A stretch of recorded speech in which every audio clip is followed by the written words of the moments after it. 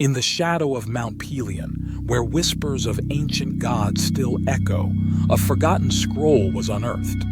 Its brittle pages hinted at a truth never told, a tale that cast doubt on the great Hercules himself. Could the son of Zeus, the indomitable hero of myth, have hidden a secret so shocking it threatened his legacy? Sit close, traveler, for this tale will unravel what even the muses dared not sing. It was the fifth labor assigned to Hercules by Eurystheus, to slay the Stymphalian birds, a flock of man-eating monsters with feathers sharp as blades and a screech so piercing it could shatter courage. Armed with bronze clappers forged by Hephaestus himself, Hercules strode to the swamp where the cursed creatures nested, a grim determination in his eyes, or so the legends say. But what truly happened in the marshes that day? The villagers of Stymphalos whispered of a man they called Calliphos, a scruffy, peculiar tinker who lived near the marsh.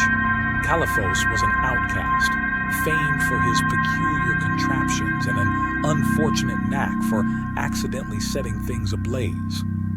On the day Hercules arrived, Calliphos was tinkering with his latest invention, a rudimentary bird scarer fashioned from pots, pans, and an oversized sling. When Hercules approached the swamp, he was struck not by fear, but by confusion. The monstrous birds, it seemed, were ordinary. Sure, they were big and squawked louder than a harpy's tantrum, but they looked nothing like the monsters Eurystheus described. Suspicious yet undeterred, Hercules prepared to wield his clappers when Calliphos appeared, hauling his rickety contraption.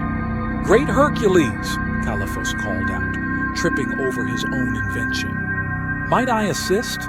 These birds have terrorized my farm for years, but I've devised this miraculous machine to drive them away." Hercules, weary from countless labors, was intrigued and slightly amused. He watched as Calliphos positioned his contraption, tied a string to a makeshift lever, and banged the pans with a cacophony that could rival Zeus's thunder. To their astonishment, the birds rose in a panicked swarm, their squawks deafening as they fled the swamp entirely. "Well," Hercules said, scratching his head, "that was effective." Calliphos grinned. "The gods inspire me, clearly." Hercules, ever the opportunist, realized the simplicity of the solution.